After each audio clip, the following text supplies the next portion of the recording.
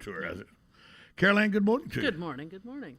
We were just talking about how yesterday was a good rain day. It wasn't a hard pour down runoff rain day. Right. Yesterday was more like a soaker hose rain day. It was a good rain. I don't think it knew that I got off of work early, though, because usually it rains on me as I'm getting ready to leave work, like that 15 minutes, and it rains like heck, and they have to shut the garden center, get the lightning, shut the garden center down, and then I end up soaking wet before I get to my car. But the storms did not materialize like they thought they would. No. Panhandle's getting hit pretty good right now. They got it. Yeah, actually, it was far enough away. It made yesterday not a bad day. Right. There was a breeze in the morning. There was a little lower humidity, I think. Right. And I think Grace is going to pull more energy south going towards Mexico and Texas. Right. So and Henri looks like he's on acid. Oh, is he? I haven't. He's just out around the Bahamas. Spinning about. He's out, and he's supposed to go towards the coast and then come back out, and then he's getting jockeyed around. Yeah, out in the Atlantic Ocean. Yeah, just above Bermuda. Fun for them. Yeah, so 3 named storms all within the same week. Yeah, kind of reminded me of 2004. Yeah, September. Yeah, and it's still only August. Yeah. Kind of goes, ooh. Can you really take a hurricane named Henri seriously? I mean, all of these. Fred, Grace. And if you had Fred, why wasn't it Ginger? I know. Have Fred and Ginger dancing. It's probably because they're not old enough, those who work in those places, to understand that. But it's Fred. Why couldn't it have been Frederick? It would have at least, Fred. It's like, Freddie. Fred. Yeah. So I picture a basset hound. Exactly, because Fred was Jerry Reed's basset hound in Smoking the Bandit. Yep, that's right. Fred, don't make me come in that water after you. Right. Fred, I don't want to come in that water. Do not make me come in that water after you. And he's chest deep in the water already. Yeah. And by the way, I have a basset hound named Blue. He could have been named Fred. Yeah. Oh, yeah, that's just it's Fred, a name. Flash, you know. But Roscoe Pete Coltrane's his basset hound was named Flash. Yeah. So. But we looks like we're lucking out on this. I mean, so far, and we're not. We're approaching the peak of the hurricane season. We're coming into that more active time period. So it's a good idea. Keep an eye out on things. No need to freak out. Right now, there's nothing, unless you live near the Swanee River or the Santa Fe River. Yeah, then they're get coming your over the waterways. sides. Yeah, then you get but that happens. But you get silt and everything, and that's good. It actually does. It nourishes nourishes your soil and that. But that's also why we don't fertilize up, in those water areas. There's protection zones when you.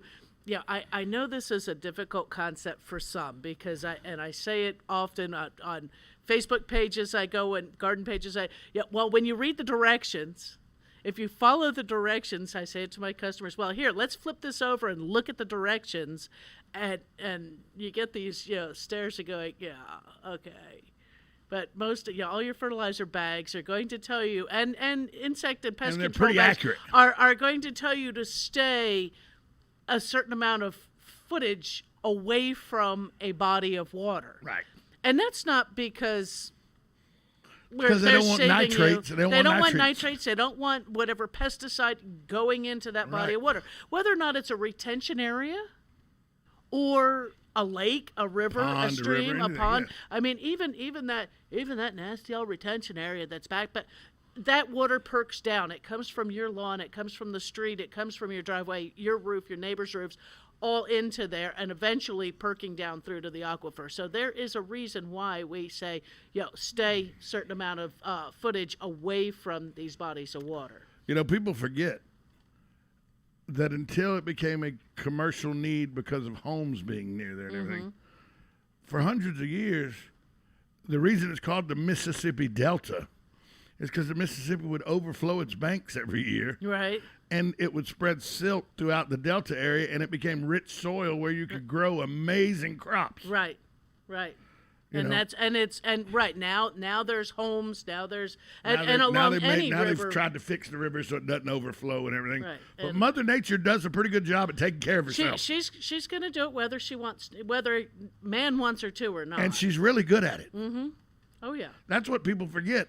The Mississippi Delta, that area in Arkansas and parts of Missouri and Mississippi and in Louisiana and all, where the river comes into the Delta area, that's some of the best fertile ground in all of the world. And it's meant to do that in order to freshen and flush that, and the plants that grow on the sides of those it's areas backwashing itself. are right. It is, and those take up those excessive nutrients and those, and plants like that. You look down in areas here where we have the mangroves. Yeah. At those mangroves, how do you tell if the water's healthy? How good the mangroves look. Certainly. How well overgrown is that? It's supposed to be, because it's taking up those nutrients. They don't put out those wonderful roots that hold them in place and filter and things like that, and become estuaries for fish and other, small mammals, river otter, whatever otters and bank creatures, unless it's healthy. And if you don't get silt that comes back up in there occasionally, it's not quite as healthy. What do you say to people though that go, I know we had rain yesterday. I know, but it's getting to where it's the dog days of summer. I'm still gonna water my yard. I don't have too many of those folks. I do have some when I said, well, your sprinkler system should be shut off, and they look at me. So as soon as summer rains happen, we just turn it to the off, to the manual position that you control it, not the timer. Most people, I know commercially there's places that it just automatically comes on, and I don't get that unless it is on a reclaim system and they're assisting with helping to, lower that volume in retention areas, or, the city or the, that on some of that. So this time of year, as soon as that rainy season starts, that second week of June, all the way through Labor Day, you don't need that irrigation system on. And it's funny because they tell us in the springtime, when our clocks change in March, that we can set our irrigation systems to 2 times a week. Well, only from March, April, and May do we need that. Then you need to just shut it off. And when the clocks change back in November, we go down to 1 time a week. And that's all we need, it is once every 7 to 10 days if we don't get rain. And we usually get some kind of rain even throughout that time of year every 2 weeks. So you may only need to run that irrigation system twice a month. So having it on a timer, make sure that your sensor works correctly. Right. If you have an older system, install a sensor. Yes. I don't know what it costs to install a sensor, but I don't know if you're pretty handy, you could probably do it yourself. And she's talking about a rain sensor. Rain sensors that tells your sprinklers it rained enough. You don't need to come on. Right. And those have either like a sponge or a cork, and we all know what a sponge does when it gets too dry. It takes a lot of water to expand that. So it's one of those things that you may need to, and they'll get algae in those things. Change those out twice a year. At each clock change. We change the batteries in our smoke detectors, or we should. And it's always, to me, it's always been recommended, here's 2 times a year that everybody knows about. We're changing the clocks. Yes. Change the batteries in your smoke detectors. Change or check those sensor sponge, cork, whatever it is, in your sprinkler systems, and that way you know that they should be operating properly. If it has a backup battery in it, replace it at those times, just so that you know it will shut itself off. Or if power is lost, yet your sprinkler's not hasn't just changed that it's watering and you don't even know it because it's watering in the middle of the night, or it's watering after you've left for work. So my wife, when we first started dating, I'd get up to come to work. Yeah. And I'd say, is the irrigation on?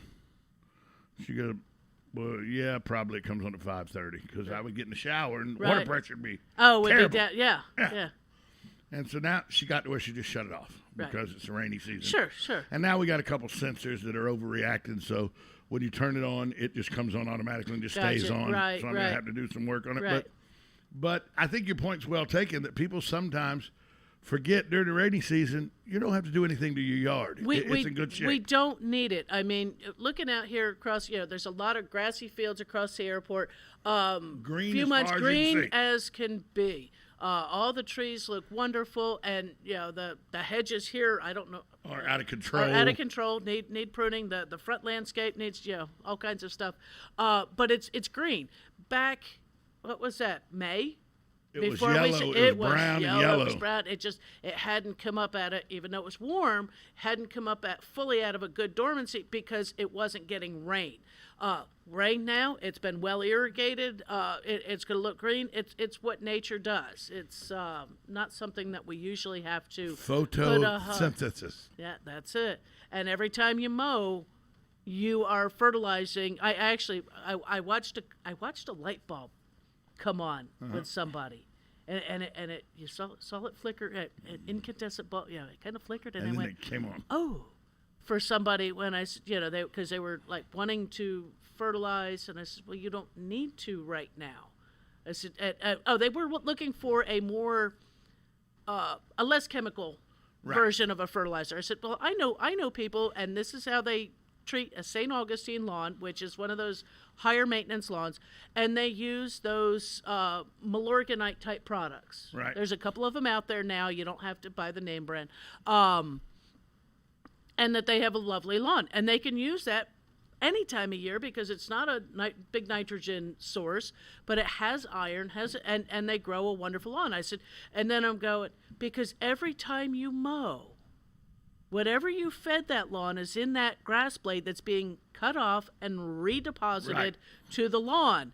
And then you saw that light bulb, bing, I gotcha. I don't have to go heavy on. No. The manures are hard to get through a spreader, Right. but it can be done. The Black Velvet, Black Cow, and any of those. I know there's other brands that are very high quality composted type products.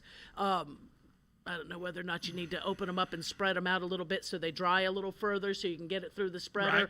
or you're putting it out as best you can and then raking it through.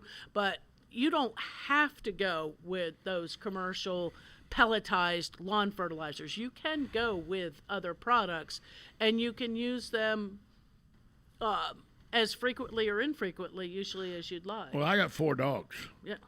Don't use that. I was like, just leave it. And she's like, no, dummy, that doesn't help the yard. No, it doesn't help the yard. It makes yellow spots. Yeah, And, it does. Yeah. Yeah. I wanted to say that was the reason for me not to go out with a scooper and scoop them up and throw, because no. they go right in the retention pond. Oh. They go right in the retention pond. Oh. It's not my retention pond. Not your retention pond, but it's the water later on. Yeah, but they go up on the bank of the retention pond, not down in the retention pond. Oh, the dogs do, you mean? Or No, what you their chuck business. over the fence. Yeah. Their business. You gotta pick up your landmines. You got to, especially when you have 4 dogs. Yes. Pick up your landmines. A little bit of lime helps those yellow spots in the yard, where if you've got your pet, and usually they'll use one general area. See, normally. I have one one That dog goes- that it's uses a the habit. back area Yeah. only. The other 3, wherever it Wherever. strikes them. Yeah. Wherever it strikes Here them. I am. Yeah.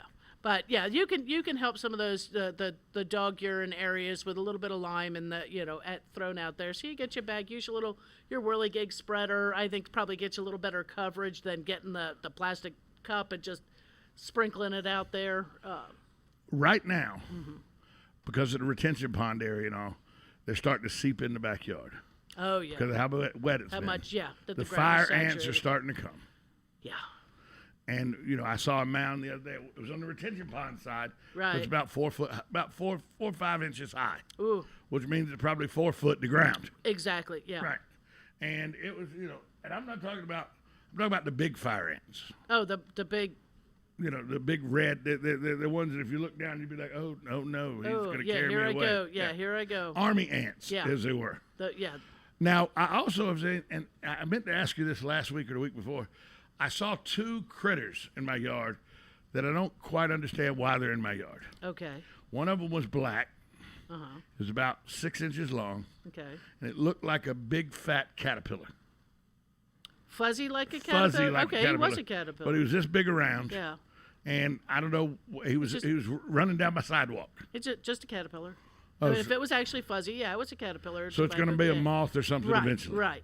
Okay. Right. And the other thing is, and we've always referred to them as corn ants.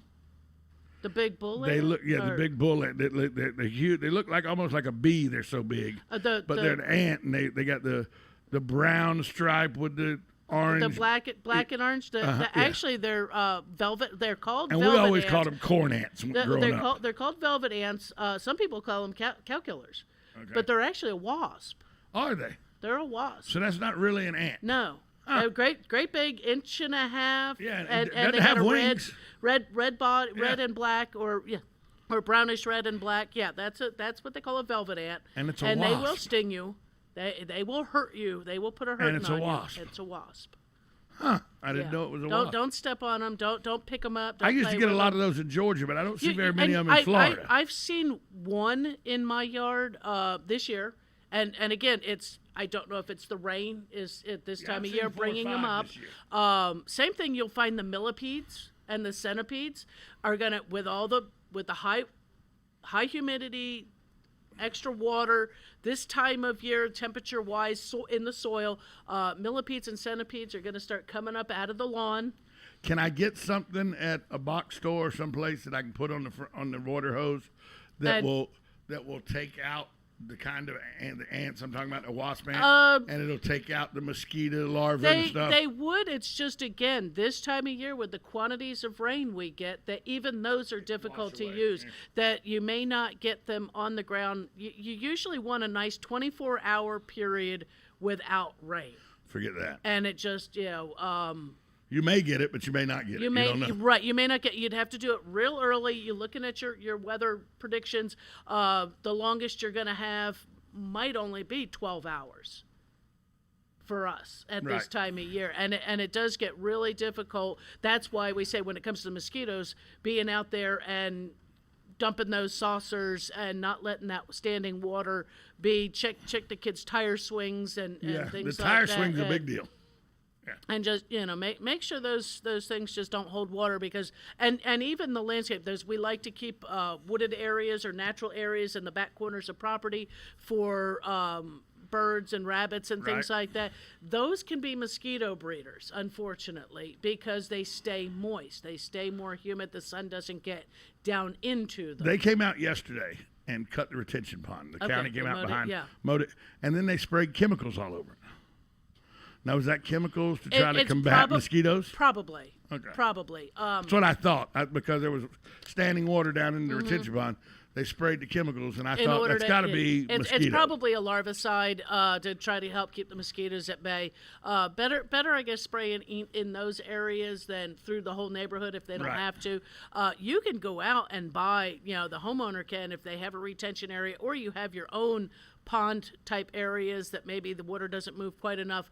The mosquito bits, the mosquito dunks, they're Bacillus thuringiensis variety that you it's based on surface area. You chuck a couple of those in there. They last for like a month. It's not harmful to fish, birds, reptiles, livestock, pets.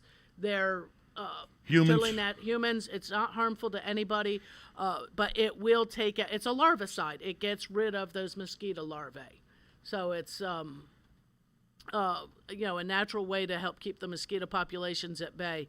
If you're sitting outside and you've got an area, a lot of people they come in, they're looking for the lemongrass and the citronella plants and different things that are going to help keep mosquitoes at bay. Planting, realize that just like your citronella candle, it does about a 15 square foot area.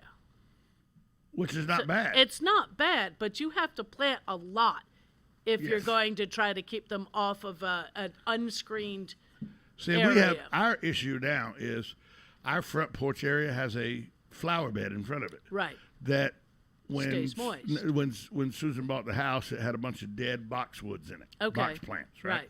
So she ripped all those out, so it's wet. And now with the way the gutter system is and everything, that garden area is about 3 inches below the sidewalk. Okay.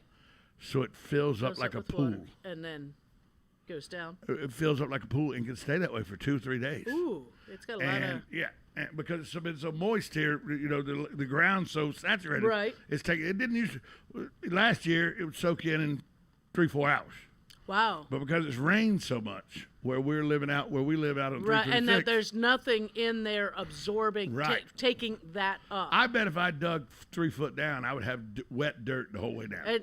And you may have some clay. You may have something underneath there. If you say there's rock like the marble chip or stone in there. No, it's just dirt, just regular dirt. Okay. Yeah, but we it's something that I said.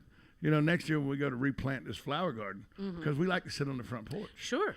I said we should, as the base around at the bottom of the railing that we have that separates the porch from the flower. I said we should just plant that whole railing. It's like 12 foot long with citronella. And she goes, but I go, yeah, because you plant it with citronella, we can sit out on the front porch. Right. That's enough citronella, 12 foot of citronella that close Oh, yeah, for our little porch. yeah. We'll be fine. Right. And that way you don't have, because right now we got this tiki torches, but they're sloshed and wet and they're useless because they've gotten rained on and everything. Yep. When if you take citronella plants and put them in the ground and you do it enough of them, you're going to have that scent, because what it does is it masks your carbon dioxide output.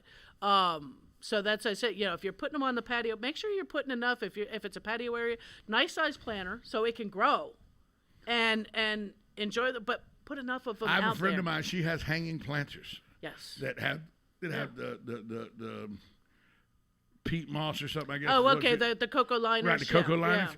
And she's put citronella in there. She hangs them every 10 feet out of her outdoor patio. And that way, as the wind blows through them, the breeze blows, it's helping. You put a fan out there, that helps to keep that air circulated. Misters, and she said, she swears it's a 30-foot deck with a pool and everything. Oh. She says, we don't ever get bothered by mosquitoes. Yeah.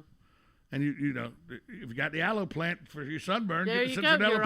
You're all set. Because that way you don't pour the citronella gas on the. Yeah, you can. Have you ever filled a tiki torch up and not get gas and not on get some on it? Yeah, you can't. One of those things that you're not going to get away from it. And the candles. I mean, on those you start to look at your expense. Right. Yeah, over time. I mean, the torches can be nice because they can give you ambient lighting at the same time. But for everyday daytime use and that, planting some plants is nice. Just realize it does take a lot to do. Some of the plants get quite large. Lemongrass gets quite large. You can keep that sort of in check by, hey, you like lemongrass tea. You can make that tea, use it as your mosquito repellent. Making a good strong tea out of that. My understanding is you could put it in a spray bottle and spray it up underneath, and that would help, like around the furniture and things like that, and help to keep it away as well. 622-9622 is the number to call if you want to talk to Master Gardener Carolyn Baldwin.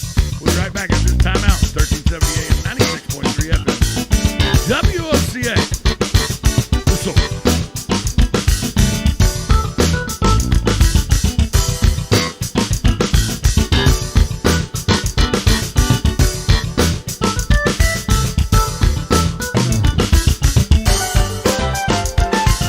Broadcasting from the Ocala International Airport, this is WOCA AM, W242CA FM, Ocala, 1370 AM, 96.